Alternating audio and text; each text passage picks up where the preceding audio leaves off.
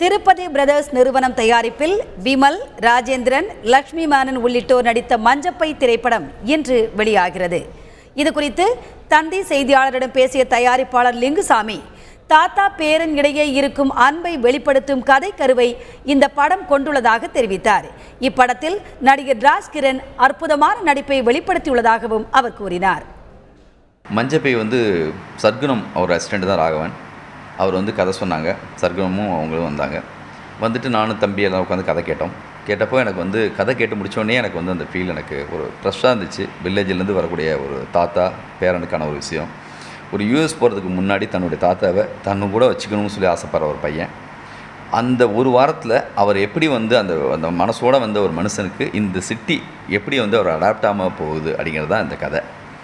அப்படி வந்த ஒரு மனுஷன் எப்படி தன்னை இழக்கிறாருங்கிறது தான் விஷயம்.